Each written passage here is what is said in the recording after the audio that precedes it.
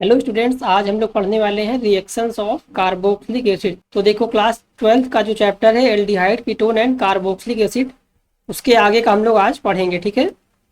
तो देखो, जो कार्बोक्सिलिक एसिड्स होते हैं, ये इनका इंपॉर्टेंट रोल होता है फार्मास्यूटिकल्स में। ठीक है, मेडिसिन में ये बहुत ही इंपॉर्टेंट कंपाउंड है कार्बोक्सिलिक एसिड। जैसे कि देखो, हमारे पास है एसिटिल सैलिसाइलिक एसिड। ठीक है, ये फीवर में यूज होता है, इसका नाम है एस्पिरिन। इसी तरह से हमारे पास है 4 अमाइनो सैलिसाइलिक एसिड। देखो, इसका ट्रीटमेंट होता है इसका ट्यूबरक्लोसिस में। ठीक है, ट्यूबरक्लोसिस में इसका ट्रीटमेंट होता है, यूज होता है। और हमारे पास है आइसोट्रेटिनोइन। ठीक है, इसका यूज होता है एक्ने के ट्रीटमेंट में। इसी तरह से हमारे पास और भी कार्बोक्सिलिक एसिड है जिनका यूज होता है मेडिसिन में। ठीक है, तो देखो, सबसे पहले बात करेंगे स्ट्रक्चर एंड प्रॉपर्टीज की।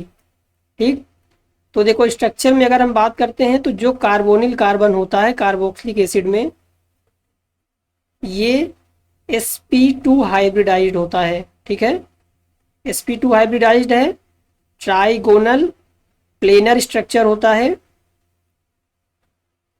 और जो बॉन्ड एंगल है ये 120 डिग्री का होता है। ठीक है, ये जो बॉन्ड एंगल है ये 120 डिग्री का होता है।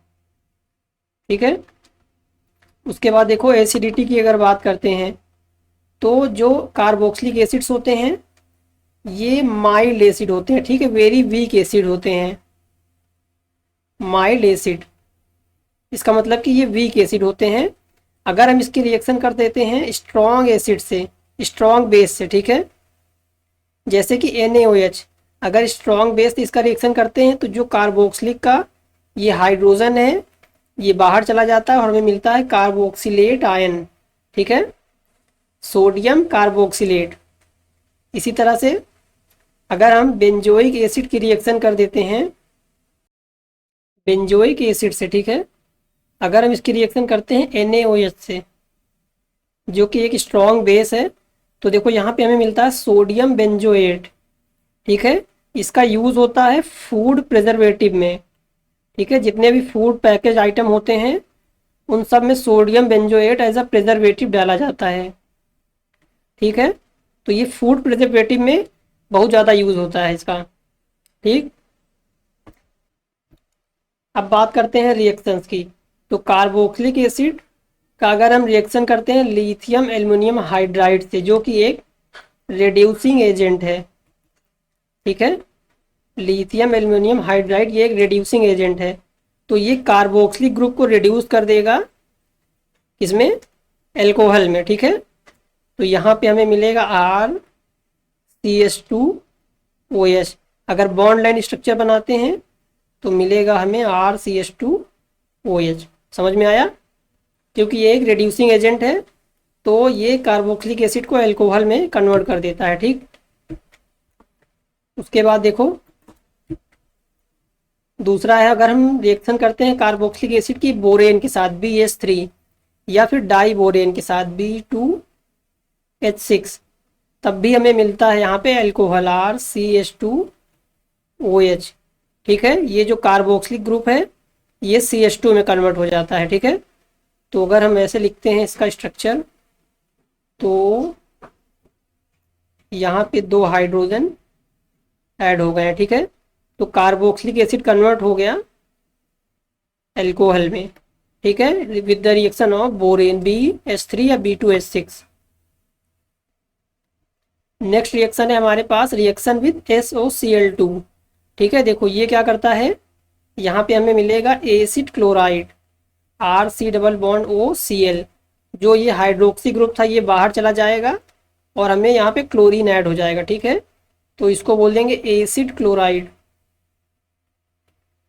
तो कार्बोक्सिलिक एसिड की रिएक्शन जब भी SOCl2 से होगी तो हमें एसिड क्लोराइड मिलेगा। ठीक है, RCH2COCl। ठीक है, RCOCl।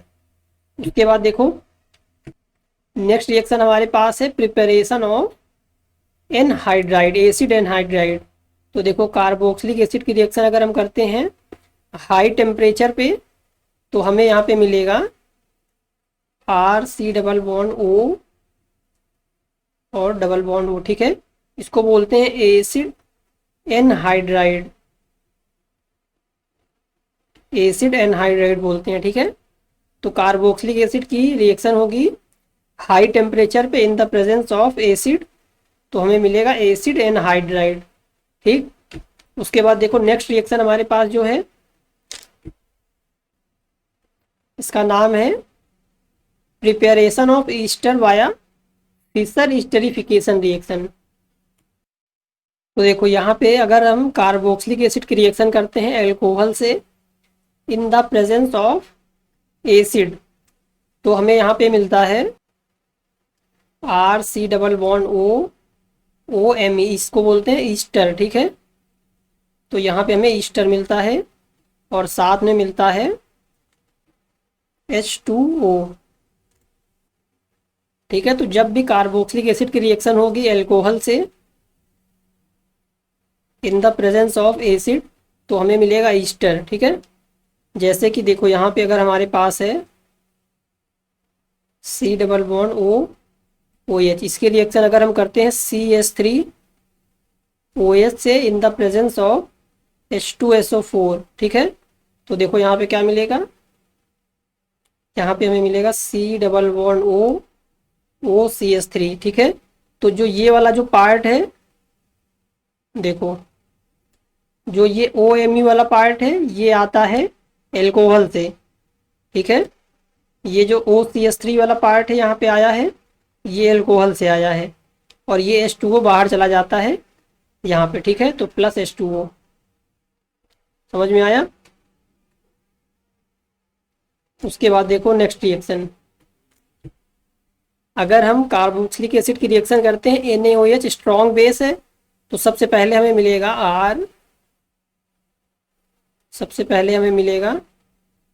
O- कार्बोक्सिलेट आयन मिला, हमने सबसे पहले रिएक्शन में बताया था। उसके बाद इसकी रिएक्शन अगर हम करते हैं CH3I से, ठीक है।